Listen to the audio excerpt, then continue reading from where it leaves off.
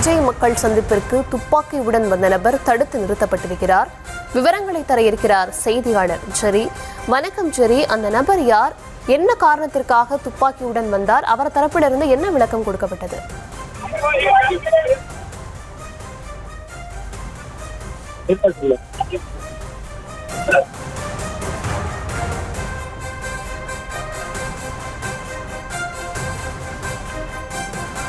கை துப்பாக்கியுடன் வந்தவரை காவல் நிலையத்திற்கு அழைத்து சென்று போலீசார் விசாரணை மேற்கொண்டு வருகிறார்கள்.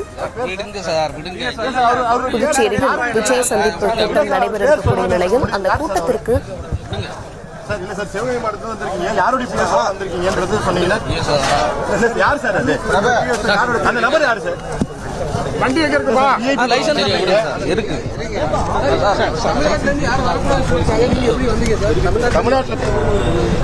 அவர் வந்து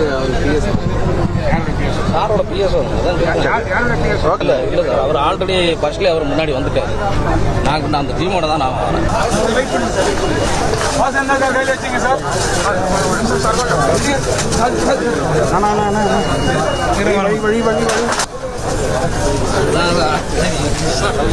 இப்போ லைசன்ஸ் ஸ்டேஷனில் போய் லைசன்ஸ் காட்டிட்டு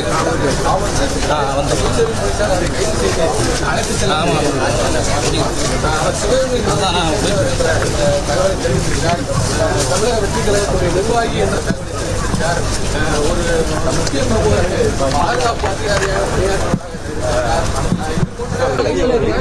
லைசன்ஸ் எல்லாம் இருக்கு சார், இருக்கு.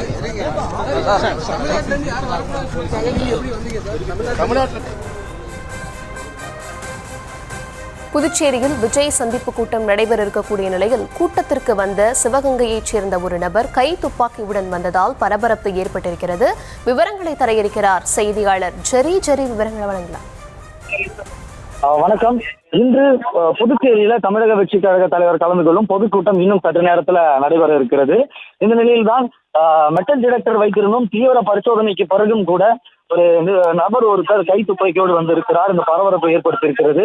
போலீசார் அவரை தீவிர பரிசோதனைக்கு உட்பட்டு அவரை துப்பாக்கி வைத்திருந்தது தெரிய வந்தது. இந்த நிலையில்தான் அவரை கைது செய்து காவல் நிலையத்திற்கு அழைத்து செல்கிறார்கள்.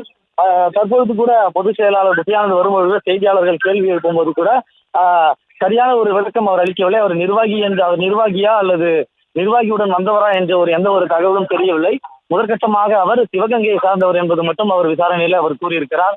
மேற்கொண்டு அவர் இந்த துப்பாக்கிக்கான லைசன்ஸ் வைத்திருக்கிறாரா என்ற ஒரு கேள்வியும் எழுந்திருக்கிறது. போலீசார் லைசன்ஸ் கேட்ட பொழுது கூட லைசன்ஸ் வைத்திருக்கிறேன், எனக்கு சில கால அவகாசம் கொடுங்கள், நான் கொடுக்கிறேன் என்று அவர் பதிலளித்திருந்தார். இந்நிலையில் தான் சரியான விளக்கம் அளிக்காமல் இங்கிருந்து புறப்பட முடியாது, நீங்கள் காவல் நிலையத்துக்கு வந்து உங்களுடைய லைசன்ஸை காண்பித்து விட்டு நீங்கள் செல்லுமாறு அவர் போலீசார் அறிவுறுத்தியிருந்தார். இதன் அடிப்படையில் தான் போலீசார் அவரை கைது செய்து காவல் நிலையத்துக்கு அழைத்து செல்கிறார்கள். இந்த காட்சிகளை நம்மால் பார்க்க முடிகிறது.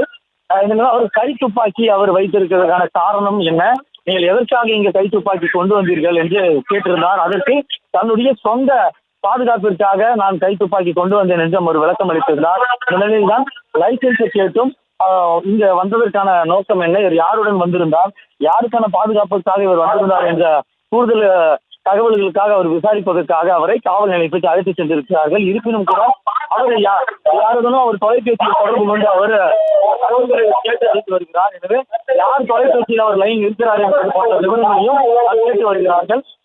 இந்த நிலையில் தான் போலீசார் அவரை கைது செய்து இந்த சம்பவத்திலிருந்து அவரை அப்புறப்படுத்தி வருகிறார்கள்.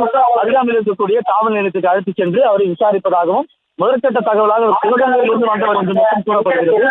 இந்த நிலையில் தான் அவர் கை துப்பாக்கி வைத்திருந்தது அவர் போலீசார் கைப்பற்றி அவரை அழைத்து சென்றிருக்கிறார்கள்.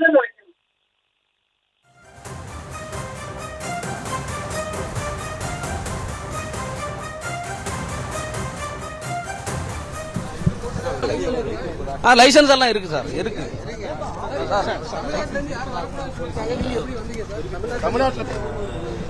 அவர் வந்து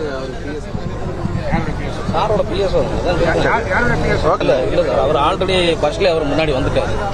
நான் அந்த டீமோட தான் நான் வரேன்.